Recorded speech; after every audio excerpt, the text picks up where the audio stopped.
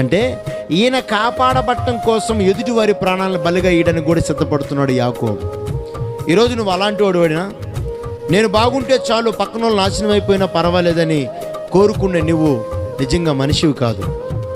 నువ్వు కరిగిపోతున్నా కూడా, నువ్వు నాశనం అయిపోయినా సరే ఎదుటి వాళ్ళని ప్రేమించాలా, ఎదుటి వారికి నీ నుంచి ఆశీర్వదింపబడాలనే ఒక ధ్యేయం నీలో పుట్టాలా.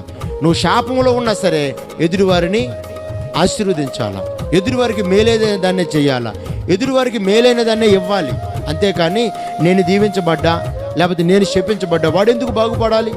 నాతో పాటు వాడు కూడా నాశనం అయిపోవాలా, నాతో పాటు వాడు కూడా చావాలా. నాకు కరోనా వచ్చింది, నాతో పాటు వాడు ఎందుకు బాగుపడాలా? వాడికి రాలేదే కాబట్టి నేను పోయి వాడికి అంటిస్తా అని చెప్పా చేయకుండా పోయి చాలామంది అంటించారు. కరోనాలో ఎందుకు జనాలు చచ్చిపోయారు తెలుసా? ఇళ్లలో కూర్చోండి రా పనికిమాలలో అంటే, ఇళ్లలో కూర్చోకుండా కావాలని క్రికెట్లు ఆడారు పిల్లలు. ఆడేరా